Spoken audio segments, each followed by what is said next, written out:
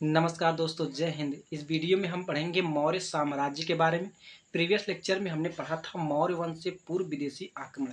मतलब मौर्य वंश आने के पहले, पूर्व का मतलब पहले जो विदेशी आक्रमण हुए थे, यानी कि घनानंद के समय ही नंद वंश का आखिरी शासक जो था घनानंद, घनानंद के समय दो आक्रमण हुए थे, जिसको हम पढ़ते हैं मौर्य काल से पहले या मौर्य वंश से पहले विदेशी आक्रमण के बारे में। ठीक है, उसमें टोटल दो आक्रमण हुए थे, यूनानी और ईरानी का। ईरानी में हमने हकमनी वंश के बारे में पढ़ा था, उसके बाद हमने सिकंदर के बारे में पढ़ा था। तो ये सभी चीज़ें हो जाती है मौर्य वंश से पहले जो विदेशी आक्रमण हुए थे। ठीक है, अगर आपने नहीं देखी है तो प्लेलिस्ट पे जाके आप वो वीडियो देख सकते हैं। ठीक है, तो यहाँ पे हम पढ़ेंगे मौर्य साम्राज्य के बारे में। आइए हम शुरू करते हैं एक बहुत ही बेहतरीन टॉपिक को। थोड़ा लंबा टॉपिक होगा, उससे कोई मतलब नहीं है। मैं आपसे 100% वादा करता हूं कि इस टॉपिक से बाहर आपका क्वेश्चन नहीं जाने दूंगा। ठीक है, तो शुरू करते हैं हम पहले नंबर पॉइंट से। देखिए, नंद वंश के अंतिम शासक घनानंद को पराजित करके चंद्रगुप्त मौर्य ने मगध में मौर्य साम्राज्य की स्थापना की। ठीक है, तो मौर्य साम्राज्य की स्थापना किसने की? चंद्रगुप्त मौर्य ने की। या इस तरीके से कह सकते हैं कि मौर्य वंश का संस्थापक कौन था? ये चंद्रगुप्त मौर्य था। ये किसको मारा था? तो नंद वंश के अंतिम शासक घनानंद को मारा था। ठीक है, ये वही घनानंद है जो चाणक्य की चोटियां खोल देता है, यानी उनकी शिखाएं खोल देता है। उसके बाद उन्होंने प्रण लिया कि जो है जब तक तुम्हें मैं इस गद्दी से भगाऊंगा नहीं, तब तक जो है मैं जो है ये चोटी नहीं बांधूंगा। तो फिर ये भी विद्वान आदमी निकल दिए एकदम पूरा बढ़िया से उत्तर यानी कि राजा बनाने के लिए एक योग्य लड़के को खोजने लगे। तो भैया इनको कौन मिला? चंद्रगुप्त मौर्य मिला। और चंद्रगुप्त मौर्य के ये ले गए और अपना एकदम पूरा बढ़िया से राजा वाले गुण पूरा इसमें दे दिए। और बाद में यही घनानंद को जो है चंद्रगुप्त मौर्य ने पराजित कर दिया, मारा, एकदम पूरा उधिया गया घनानंद। ठीक है, उसके बाद वो प्रधानमंत्री बन जाता है। कौन? चाणक्य, जिसको कौटिल्य कहा जाता है। और वहां से मौर्य वंश का सांसद शुरू हो जाता है। देखिए, मौर्य वंश के बारे में जानकारी निम्नलिखित स्रोतों से मिलती है। तो मौर्य वंश के बारे में हमें निम्नलिखित स्रोतों से जो है जानकारियां मिलती है, जैसे कि साहित्यिक स्रोत हो गया और पुरातात्विक स्रोत हो गया। साहित्यिक स्रोत में अर्थशास्त्र, अर्थशास्त्र हमें मौर्य काल की मतलब मौर्य साम्राज्य की जानकारी मिलती है। और इंडिका से भी मिलती है, मुद्रा राजस से मिलती है, जैन और बौद्ध धर्म से मिलती है। यहाँ पे आप याद करिएगा, अर्थशास्त्र जो है, अर्थशास्त्र इसको कौटिल्य ने लिखा था। कौटिल्य किसको कहा जाता है? चाणक्य को कहा जाता है। ठीक है, और इंडिका मेगास्थनीज ने लिखा था। आगे हम सभी के बारे में डिस्कस करेंगे, बस ऐसे ही एक मतलब एक वो दे रहे हैं हम। और मुद्रा राक्षस विशाख दत्त ने लिखा था। ठीक है, आगे है पुरातात्विक स्रोत, जैसे कि अशोक के अभिलेखों से पता चलता है। तो सबसे पहले अशोक ने अभिलेख कहाँ कहाँ करवाए वो सभी अभी आगे आपको मिलेगा। जूनागढ़ के अभिलेख से जो है आपको जो है जानकारी मिलती है किसकी? मौर्य साम्राज्य की। और रुद्रदामन के अभिलेख में भी आपको जो है मौर्य साम्राज्य की जानकारी मिलती है। तो ये हो गया एक मौर्य साम्राज्य का ओवरव्यू। ठीक है, अब आगे हम अंदर जाते हैं, अंदर देखते हैं क्या है।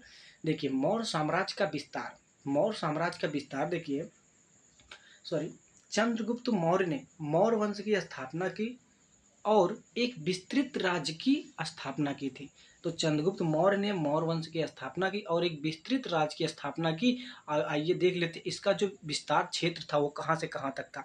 इसका विस्तार मतलब इसका जो विस्तार था इसके क्षेत्र का, वो कहाँ कहाँ तक था ये आप देख लीजिए। पूरा भारत, अखंड भारत था एकदम पूरा। ठीक है, तो हिमालय से लेकर दक्षिण में मैसूर, दक्षिण में यहाँ तक, ठीक है, मैसूर तक।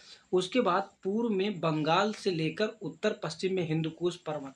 ठीक है, उसके बाद पश्चिम में अरब सागर, यहाँ तक अपने साम्राज्य का विस्तार कर लिया था। तो इतना बड़ा पूरा मौर्य साम्राज्य का विस्तार था। ठीक है, तो विस्तार कैसे हुआ आगे अभी आपको आगे जो है जानकारी पूरा मिलेगी।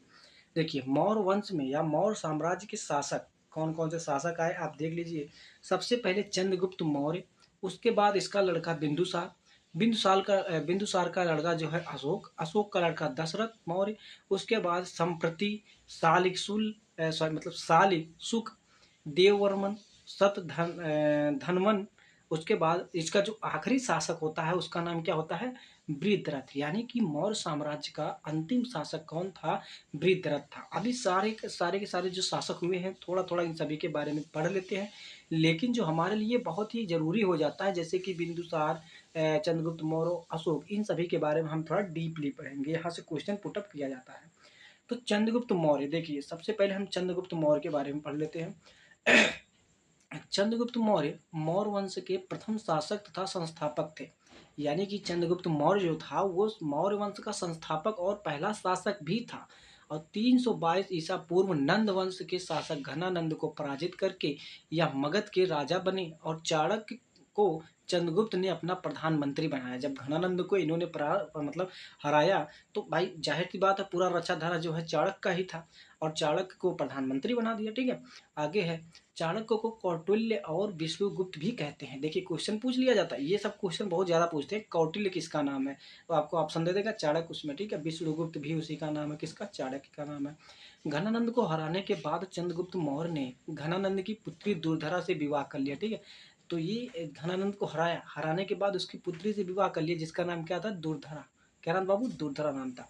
उसके बाद यूनानी लेखकों के द्वारा चंद्रगुप्त को दिए गए नाम, यानी कि यूनानी लेखक जो है चंद्रगुप्त को कुछ नाम दिए थे, जैसे कि प्लूटार्क ने क्या कहा था, एंड्रोकोटस। प्लूटार्क ने चंद्रगुप्त मौर्य को क्या कहा था, एंड्रोकोटस कहा था। और वहीं पे जस्टिन ने क्या कहा था, सेंड्रोकोटस। ठीक है, तो प्लूटो ने क्या कहा था, एंड्रोकोटस, और जस्टिन ने क्या कहा था, सेंड्रोकोटस।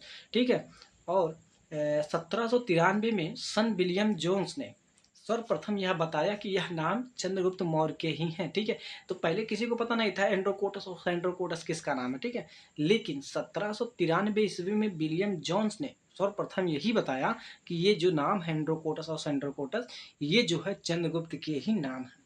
आगे हम बढ़ते हैं, तो आगे देखते हैं 305 ईसा पूर्व से सेल्यूकस निकेटर ने मगध पर, ठीक है, तो 305 ईस्वी ईसा पूर्व में सेल्यूकस निकेटर ने मगध पर आक्रमण कर दिया। प्रीवियस लेक्चर में हमने आपको बताया था।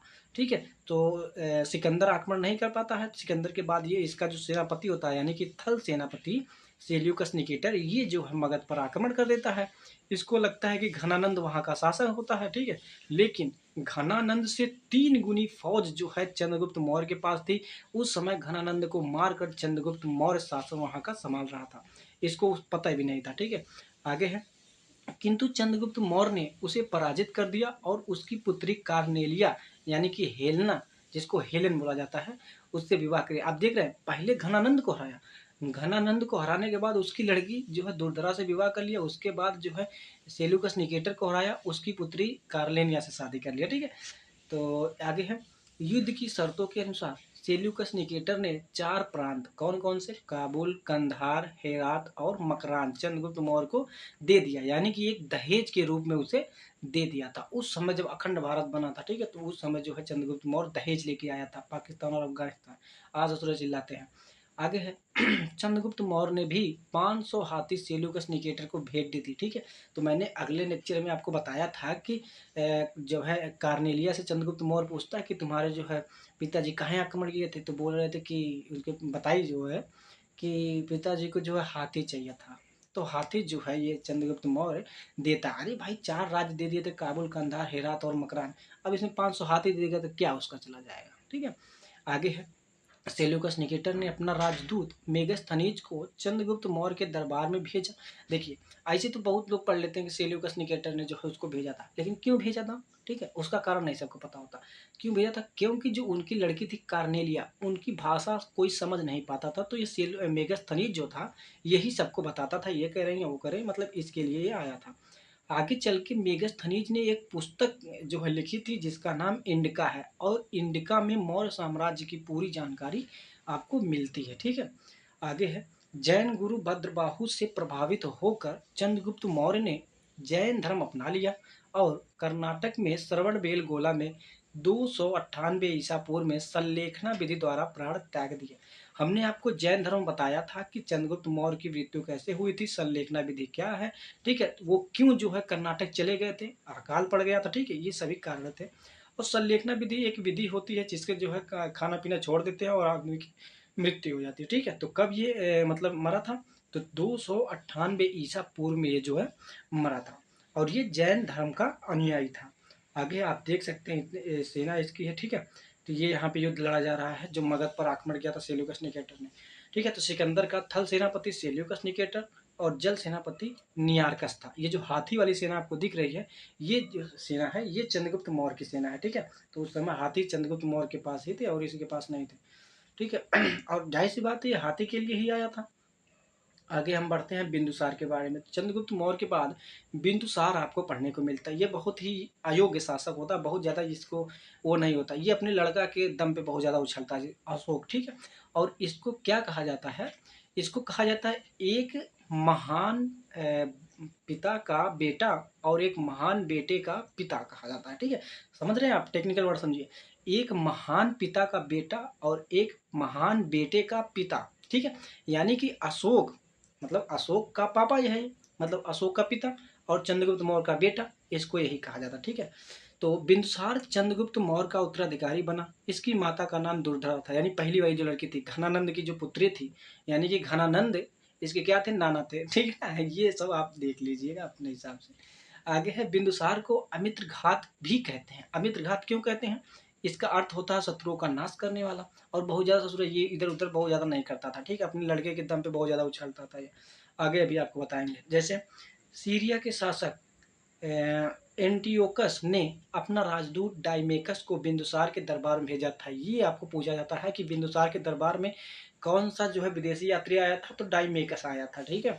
उसके बाद बिंदुसार ने सीरिया के नरेश से यानी कि डाइमेकस से क्या कहा, मुझे अंजीर मतलब अंजीर, मीठी शराब तथा यूनानी दार्शनिक की मांग की। मतलब इसको क्या चाहिए था, अंजीर चाहिए था, मीठी शराब मांगी थी, उसके बाद एक विद्वान व्यक्ति मांगा था, ठीक है। उसके बाद जो एंड्रयू मतलब ये जो था सीरिया का नरेश, इसने जो है इसको मीठी शराब और अंजीर दे दी, लेकिन इसने यूनानी दार्शनिक नहीं दिए। दार्शनिक का मतलब विद्वान होता है।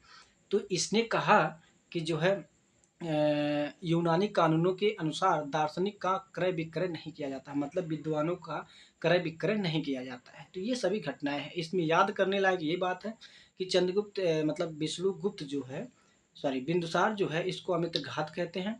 और इसके शासनकाल में विदेशी राजदूत कौन आया था, डाइमेकस आया था। और इसको अंजीर और मीठी शराब तो दे दी थी, लेकिन जो है दार्शनिक नहीं भेजा था, कौन, सीरियन नरेश, ठीक है। ये इसमें खाली याद करने लायक बात है, और बहुत ज़्यादा इसमें याद करने लायक नहीं है। आगे है, बिंदुसार जो है आजीवक संप्रदाय का अनुयायी था। ये जो है आजीवक संप्रदाय का अनुयायी था, ठीक है। हमने अभी अभी आपको पूरा पढ़ाएंगे, उसके बाद लास्ट में इसका ओवरव्यू दे देंगे, ठीक है। जैसे कि चंद्रगुप्त मौर्य जैन धर्म का अनुयायी था, बिंदुसार आजीवक संप्रदाय का अनुयायी था, और जो अशोक आपका आएगा तो अशोक जो है बौद्ध धर्म का अनुयायी हो जाएगा, ठीक है। आगे है, बिंदुसार के समय तक्षशिला में विद्रोह हो गया। उस समय तक्षशिला का राजकुमार बिंदुसार का बड़ा बेटा सुसीम था, ठीक है। जब तक्षशिला में विद्रोह हुआ तो उस समय इसका जो बड़ा लड़का था बिंदुसार का, सुसीम, तो वो वहाँ का क्या था, राजकुमार था। लेकिन वह विद्रोह को दबाने में असफल रहा। तब बिंदुसार ने अपने छोटे पुत्र अशोक को, उस समय अवंती का राज्यपाल था, तो उस समय जो अशोक था वो अवंती का राज्यपाल था, उसे विद्रोह को दबाने के लिए भेजा। और अशोक ने बड़े ही क्रूरता पूर्वक विद्रोह को दबा दिया, बहुत मार काट किया, एकदम पूरा, बहुत क्रूर शासक था, ठीक है। आगे है, बिंदुसार की मृत्यु के बाद अशोक मगध के सिंहासन पर बैठा। सुसीम जो था वहीं पे वो निपट गया, ठीक है। और ये अशोक जो है, अशोक अपना उभर के आया राजा के रूप में, ये मगध के सिंहासन पर बैठ जाता है। अब हम पढ़ लेते हैं अशोक के बारे में। अशोक का जन्म 304 ईसा पूर्व पाटलिपुत्र में हुआ था। और बौद्ध ग्रंथ के अनुसार अशोक ने राजा बनने के लिए अपने 99 भाइयों की हत्या कर दी थी, ठीक है। तो ये ऐसे मतलब काल्पनिक कथाएं हैं, इसको जो है पौराणिक मतलब इसका जो अवशेष है वो नहीं मिलता है, बस इसको ऐसे ही याद रखिए। 269 ईसा पूर्व अशोक का राज्याभिषेक हुआ। 269 ईसा पूर्व जो है अशोक का राज्याभिषेक हुआ था। और अशोक की माँ का नाम क्या था, शुभदांगी, ठीक है, शुभदांगी इसकी माता का नाम था। आगे है, राज्याभिषेक के 8वें वर्ष पश्चात, जो राज्याभिषेक इसका हुआ था, कब हुआ था, 269 ईसा पूर्व में हुआ था। और इसके 8वें वर्ष के बाद ही 261 ईसा पूर्व में अशोक ने कलिंग पर आक्रमण कर दिया और कलिंग को जीत लिया। पर कलिंग में हुए भीषण नरसंहार को देखकर अशोक का हृदय परिवर्तन हो गया, ठीक है। तो अशोक ने कलिंग पर जब आक्रमण किया तो इतना मार काट किया, इतना जो है लड़के बूढ़े बच्चे छोटे छोटे बच्चे इसमें मारे गए, तो इसका वहीं पे जो है हृदय परिवर्तन हो गया। और ये जो है अशोक ने जो है बौद्ध धर्म को अपना लिया। और बौद्ध धर्म की शिक्षा इसको किसने दी थी, उपगुप्त ने दी थी, ठीक है। तो उपगुप्त ने बौद्ध धर्म की शिक्षा किसको दी थी, अशोक को दी थी। कलिंग पर इसने कब आक्रमण किया था, अपने राज्याभिषेक के 8वें वर्ष बाद 261 ईसा पूर्व में किया था। आगे है ये देखिए किस तरीके से, मतलब इतनी हाथी इसके पास, मतलब नंद वंश से 3 गुनी शक्तियाँ इनके पास थी। ठीक है, आगे है अशोक का बौद्ध धर्म का मतलब अशोक का बौद्ध धर्म उसका व्यक्तिगत धर्म था। उसने कभी भी बौद्ध धर्म को राजकीय धर्म घोषित नहीं किया। वो सभी धर्मों को मानता था, किसी धर्म को गलत नहीं कहता था। ठीक है, लेकिन उसने जो है कभी भी बौद्ध धर्म को राजकीय जो है धर्म में नहीं बांटा या नहीं घोषित किया। आगे है अशोक ने बौद्ध धर्म के प्रचार के लिए अपने बेटे महेंद्र और बेटी संघमित्रा को श्रीलंका भेजा था। ठीक है, तो अपने बेटे और बेटी को ये कहाँ भेज दिया था, श्रीलंका भेज दिया था बौद्ध धर्म को प्रचार के लिए। बताइए इतना ज़्यादा प्रभावित हो गया, और उसी समय ये जो है मार काट करना छोड़ दिया, हथियार उसने छोड़ दिए हैं। उसके बाद भी कभी इधर उधर कोई जगह पकड़ नहीं करता था। ठीक है, कभी करता भी, जानते हैं इन हाथों ने हथियार छोड़े, चारा नहीं बोले। ठीक है, आगे है अशोक ने आजीवक संप्रदाय के लोगों के लिए गया में बराबर की पहाड़ियों में 4 गुफाओं का निर्माण करवाया था। देखिए आजीवक संप्रदाय का अनुयायी कौन था, बिंदुसार, इसका जो मतलब पिताजी थे इसके। आगे है इन्होंने मतलब इसने क्या किया था, आजीवक संप्रदाय के लोगों के लिए बराबर की पहाड़ियों में 4 गुफाओं का निर्माण करवाया था। आगे है अशोक भारत का पहला ऐसा शासक था जिसने अपने संदेशों को अभिलेखों के माध्यम से जनता तक पहुंचाया। अशोक के अभिलेखों की भाषा प्रकृति थी जिसे 4 लिपियों में लिखा गया। अब अभिलेख क्या होता है, अभिलेख मतलब पत्थरों पर खोद खोद के लिखना अभिलेख कहलाता है। अगर आप जो है दीवार पे लिख देंगे, ठीक है, तो मतलब अभी आपको आगे बताया जाएंगे कि किस तरीके से अभिलेख क्या होता है। ठीक है, ये जो है इसकी क्या भाषा थी, प्राकृत भाषा में 4 लिपियों में लिखा गया था। कौन कौन सी लिपि, ब्राह्मी लिपि, खरोष्टी लिपि, अरमाइक लिपि, ग्रीक लिपि। जो ब्राह्मी लिपि थी यह अभिलेख जो है भारत में मिले थे, और जो खरोष्टी लिपि की जो अभिलेख थे यह पाकिस्तान में मिले थे। जो अरमाइक लिपि की जो है शिलालेख थे ये जो है अफगानिस्तान में मिले थे, और ग्रीक लिपि की जो थी ये अफगानिस्तान के उत्तर से मिले हैं। ठीक है, तो ये इसकी 4 लिपियाँ थी, मतलब जगह जगह अलग अलग भाषाओं में लिखा था। ठीक है, अलग अलग लिपि में लिखा गया था। आगे है खरोष्टी लिपि जो है दूसरी नंबर की जो लिपि है पाकिस्तान में जो मिली थी, यह लिपि दाएं से बाएं ओर लिखी जाती थी। ठीक है, तो कहाँ से, दाएं से बाएं ओर लिखी जाती थी। नेक्स्ट है अशोक के अभिलेखों को पढ़ने की पहली सफलता 1837 ईस्वी में जेम्स प्रिसेप को मिली। ठीक है, तो कोई पढ़ नहीं पाया था उस अभिलेख को, तो उस अभिलेख को सबसे पहले 1837 ईस्वी में जेम्स प्रिंसेप ने पढ़ा था। ठीक है, किसने पढ़ा था, जेम्स प्रिंसेप ने पढ़ा था। नेक्स्ट है ये देखिए इस तरीके से ये लिखता था। ठीक, सब चीज़ें आपको हम दिखा देते हैं यार। देखिए अशोक ने अपने अधिकतर अभिलेखों में अपना नाम देव नाम प्रियदर्शी यानी कि देवताओं का पसंद लिखा है। तो अभी आपका मतलब सोच रहे होंगे किस तरीके से उसका नाम, तो पता चला, आगे पूरा बढ़िए देखिए। अशोक ने अपने अधिकतर अभिलेखों में अपना क्या नाम लिखा था, देव नाम प्रियदर्शी। तो इसका अन्य नाम क्या हो जाता है, देव नाम प्रियदर्शी हो जाता है, जिसका अर्थ होता है देवताओं का पसंद। ठीक है, और मध्य प्रदेश के गुर्जरा तथा कर्नाटक की मास्की, नेदर तथा उदेगोलान अभिलेखों में अशोक का स्पष्ट नाम लिखा हुआ है। ठीक है, अभी भी उसका पूरा नाम लिखा, अशोक तो बहुत हुए थे अशोक। ठीक है, तो देव नाम प्रिय लिखा गया, उसके बाद अशोक लिखा गया। लेकिन राजस्थान के भारपू अभिलेख में अशोक ने खुद को मगध का सम्राट बताया, और वहां पे पूरा लिखाया था कि जो है मगध सम्राट अशोक। ठीक है, तब सबको पता चला कि ओ ये अभिलेख जो है किसका था, अशोक का था। ठीक, आगे है अशोक की धम्म यात्रा। तो अशोक की धम्म यात्रा क्या थी, जैसे कि अशोक ने लोगों को नैतिकता सिखाने के लिए जो नियम कानून की संहिता बनाई उसे ही धम्म कहते हैं। मतलब अशोक ने जो लोगों को नैतिकता सिखाने के लिए नियम कानून बनाए थे उसे ही धम्म कहते हैं। अशोक का धम्म स्वनियंत्रण पर आधारित था। अशोक ने कहा कि व्यक्ति अपने माता पिता की आज्ञा माने, व्यक्ति ब्राह्मण तथा भिक्षुक का आदर करे, और व्यक्ति दास तथा सेवकों के प्रति उदार रहें, व्यक्ति को जियो और जीने दो का पालन करना चाहिए। तो इन्होंने जो है ये अपने धम्म यात्रा में यही लिखा था। क्या क्या लिखा था कि अपने माता पिता का आदर करें, और ब्राह्मण और भिक्षुकों का आदर करें, और जो है दास और सेवकों के प्रति उदारता रखें, और व्यक्ति को जीने और जीने दो की पालना करें। ठीक है, आगे है अशोक के चतुर्दश अभिलेख। तो इसने टोटल 14 अभिलेख जो है बहुत ही इंपॉर्टेंट है, इसको आप जरूर देख लीजिए। देखिए प्रथम शिलालेख में ये क्या बोलता है, मतलब इसने जो अभिलेख बनवाए थे उसमें क्या क्या लिखा गया है। टोटल 14 अभिलेख हुए थे, सभी को हम पढ़ेंगे, थोड़ा थोड़ा इसमें आपको जानकारी होनी चाहिए। जैसे कि प्रथम अभिलेख में इसने अहिंसा पर बल दिया गया और पशु बलि की निंदा की है। तो पहले अभिलेख में क्या बोला था कि जो है अहिंसा जो है नहीं करना है, और जो है मतलब अहिंसा पर बल देना है, और पशु बलि की निंदा करी गई है। ठीक है।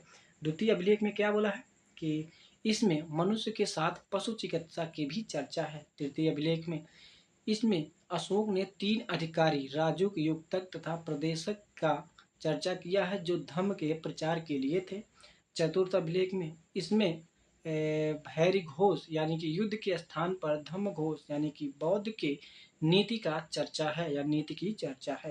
पांचवा शिलालेख में इसमें धम्म महामात्र नामक अधिकारी की चर्चा है जो धार्मिक जीवन को देख रेख करता है, यानी कि जो धार्मिक जीवन की देख रेख करता है।